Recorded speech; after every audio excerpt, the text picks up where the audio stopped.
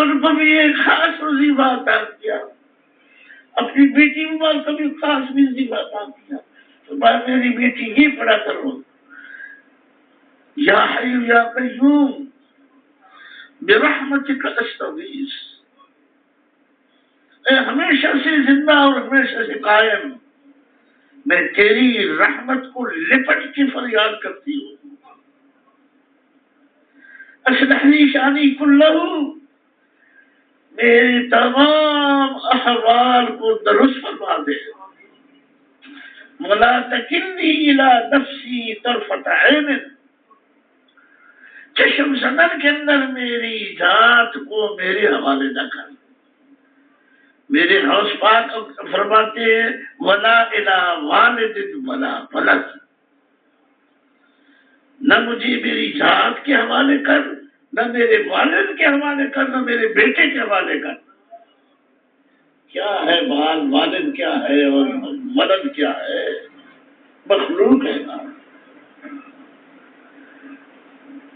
مالک الملک جو خالق ہے اس کے ساتھ تعلق پیدا کرو۔ اللہ کرے میرا تو تمہارا تعلق اس کے ساتھ پیدا ہو جائے اور اسی کے اندر ڈوب کر مر جائے۔ کیا ہے ولی؟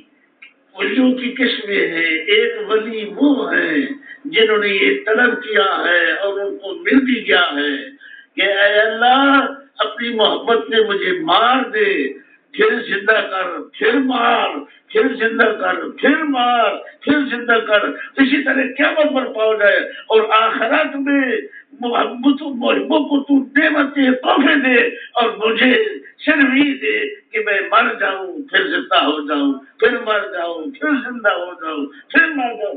یہ کیا ایک یہ حق ادا ہو جائے گا؟ نہیں۔ اللہ پاک کا حق نہیں، اللہ کریم جل مجدہ اپنی سچی محبت عطا کرے۔ یا قائنا دائما لم یزل یا الہی و الہ آبائی، اے میرے معبود، اے میرے باپ دادا نانا نانی سارے میرے خاندان کے معبود، یا حی یا قیوم اجعلنی لک مخلصا، مجھے اپنا مخلص بندہ بنا۔ مخلص بندہ بننا بڑا مشکل ہے۔ ہم مخلص ہیں، ہم کہتے ہیں اللہ یہ کلام پڑھا ہے فلاں چیز مل جائے، فلاں مل جائے، اچھی چیز کا خاص کرنا یہ بھی اخلاص نہیں ہے۔ یعنی جنت مانگنا نہیں تو سارے اولیاء کہتے ہیں جنت مانگنے کی اجازت ہے اسلام میں، لیکن جنت بھی اگر وہ مانگے گے اخلاص نہیں ہے۔ جب اللہ مل گیا تو جنت کیا شاید ہے؟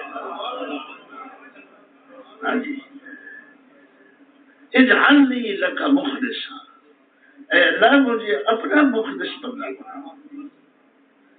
تو برادران اسلام، اللہ پاک اپنے محبت، اپنی یاد، اپنے ذکر کی توفیق عطا فرمائے، خاتمہ ایمان کامل سے فرمائے، خاتمہ ایمان کامل سے فرمائے۔ ہم جو اللہ پاک کے انعامات بڑے عظیم و غریب ہیں۔ ایک بزرگ لکھتے ہیں، فرماتے ہیں کہ مجھے روم کی حکومت نے پکڑ لیا اور قید کر دیا۔ فرماتے ہیں قید کر دیا، بڑا عرصہ میں قید رہا اور اپنے بچے جب یاد آتے، اپنا وطن یاد آتا، اپنے بزرگ یاد آتے تو رو پڑتا۔ اچانک دیکھا کہ جو کمرہ جیل کا مجھے دیا ہوا تھا اس جیل کے سامنے ایک درخت تھا، ایک خوبصورت پرندہ آیا۔ دنیا بات نہ ہو جائے، محاذے میں نہ رہو، یہ پرندے بھی عجیب ہے، بڑی پیاری مخلوق ہے۔ تو کچھ شہروں میں ہیں، کچھ شہروں میں ابھی تک نہیں آئے۔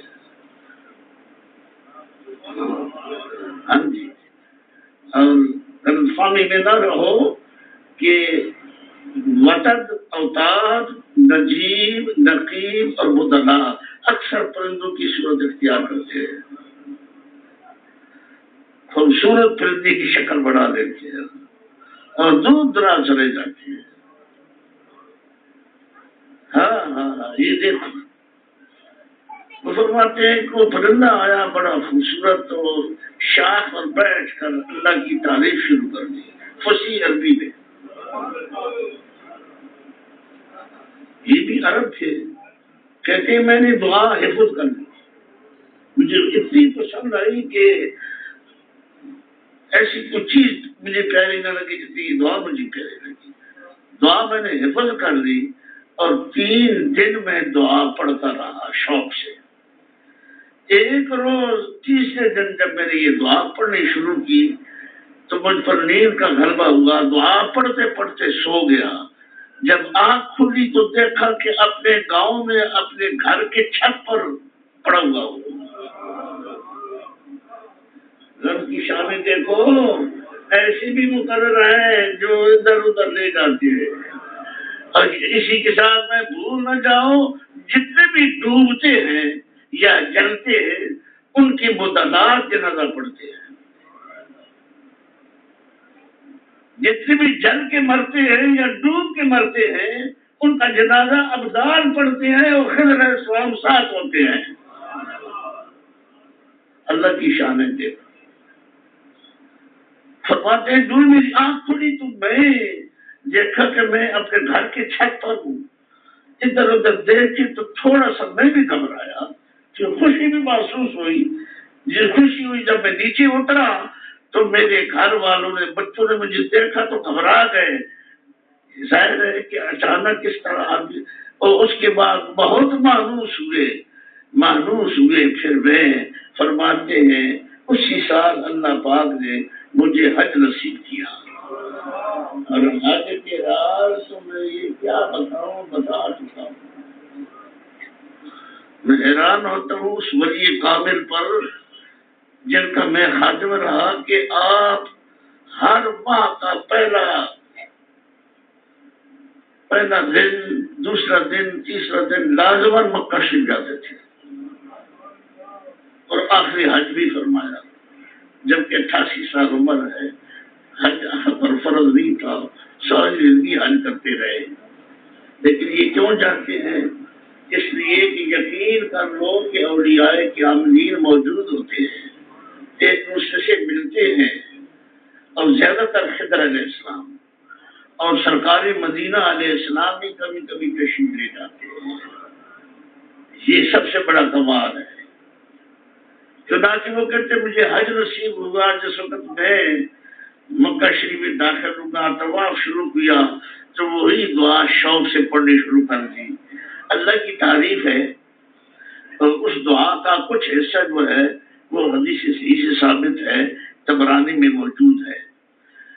میں نے دعا پڑھنی شروع کر دی، ایک خوبصورت جوان نہایت خوشبودار، ہر خوشبو میں لت پت، یہی ان کی نشانی ہے، میرے ہاتھ پر ہاتھ مار کے فرمایا اَيْنَ لَكَ هَذَا الدُّعَاء، یہ دعا کہاں سے سیکھی ہے؟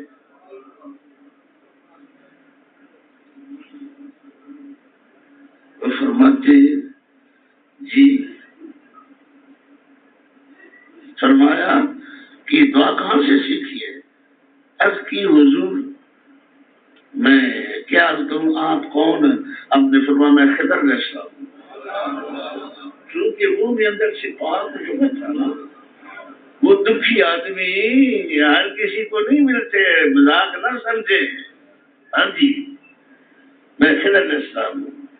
تو فرمایا یہ تو دعا صرف ایک پرندہ پڑھتا ہے۔ خضر علیہ السلام نے فرمایا ہاں، اور یہ روح میں ہوتا ہے،